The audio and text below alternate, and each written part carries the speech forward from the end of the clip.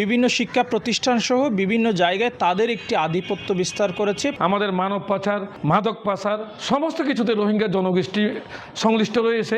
রোহিঙ্গাদের কারণে আমাদের পরিবেশ ধ্বংস হচ্ছে।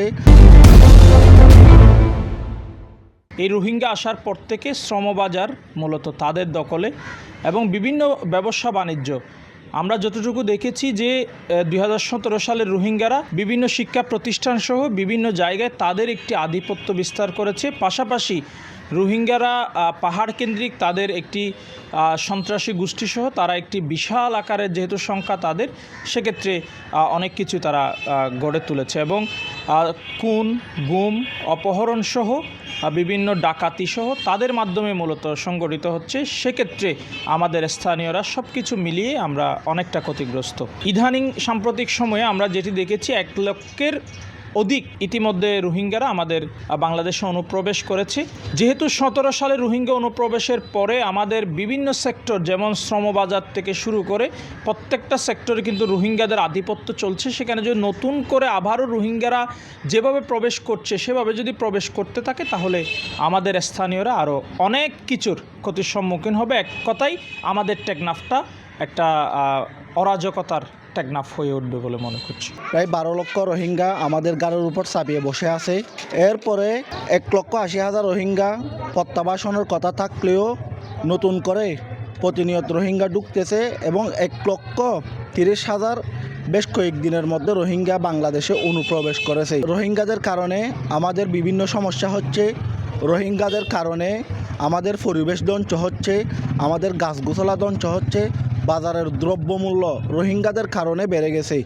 হাসপাতাল বাংলাদেশিরা আমরা স্থানীয়রা আমরা চিকিৎসা পাচ্ছি না, রোহিঙ্গাদের হাসপাতাল পর্যন্ত রোহিঙ্গাদের দখলে। জাতিসংঘের মহাসচিব এবং বর্তমান সঠিক প্যাড আর সঠিক তথ্য দিয়ে এসব সামলে নিব এক হয়ে।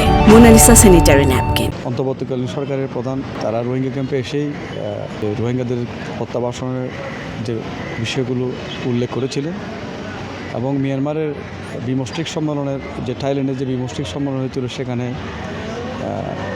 মিয়ানমার সরকার 1,80,000 রোহিঙ্গাকে ফেরত নেওয়ার ব্যাপারে যে কথা আগ্রহ দেখানোর পরে যে একটা আলোর মুখ দেখা গিয়েছিল সেটাও ইতিমধ্যে আবার থমকে গেছে। যেহেতু এখন দেখা যাচ্ছে সীমান্তের বিভিন্ন পয়েন্ট দিয়ে নাব নদী এবং বান্দরবানের যে স্থল সীমান্ত পাশাপাশি বঙ্গোপসাগরের যে বিভিন্ন অঞ্চল দিয়ে মিয়ানমার থেকে যে অবশিষ্ট রোহিঙ্গাগুলোর যে অনুপ্রবেশ সেটি ঘটেছে। এই রোহিঙ্গাদের কারণে আমরা স্থানীয়রা বিভিন্ন সমস্যায় জর্জরিত। একদিকেই রোহিঙ্গা সমস্যার কারণে অপহরণ বেড়ে গেছে, সন্ত্রাস বেড়ে গেছে। ওরা বিভিন্ন অপকর্ম ঝুঁকিপূর্ণ কাজ করে, মানুষ হত্যা করেও চিন্তা করে না। ওরা পাহাড় কেন্দ্রিক দখল করে আমাদের স্থানীয় মানুষদেরকে কৃষিখাতে আমাদের কৃষকদের আমরা ঠিকমতো কৃষিকাজ করতে পারতেছে না, নদীতে মাছ ধরতে যেতে পারতেছে না। সেখানেও রোহিঙ্গাদের অপকর্মের কারণে, মাদক ব্যবসায় রোহিঙ্গাদের অপকর্মের কারণে দীর্ঘদিন মাদক ব্যবসা প্রতিরোধ করা সম্ভব হচ্ছে না। সেখানেও রোহিঙ্গাদের প্রবণতা বাড়ার কারণে আমাদের মানব পাচার, মাদক পাচার সমস্ত কিছুতে রোহিঙ্গা জনগোষ্ঠী সংশ্লিষ্ট রয়েছে। এই রোহিঙ্গা জনগোষ্ঠীদের কারণে আমাদের স্থানীয় কিছু অর্থলোভী মানুষ এই রোহিঙ্গাদের আশ্রয় প্রশ্রয় দিয়ে এখন লোকালয়ে আমি মনে করি এমন কোনো ইউনিয়ন নেই, এমন কোনো পাড়া মহল্লা নেই যে রোহিঙ্গা জনগোষ্ঠী নেই।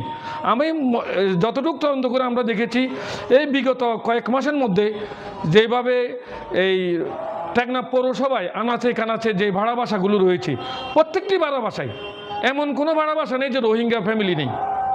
তা আমি মনে করি এটা আমাদের স্থানীয়দের যারা অর্থলোভী এলাকার সাথে জনপ্রতিনিধিরা যদি সবাই যদি ঐক্যবদ্ধ হয়ে যদি এগুলা যদি প্রতিরোধ না করে তাহলে এমন একদিন আসবে আমরা এখানে নিজেই সংখ্যালঘু হয়ে দাঁড়াবো।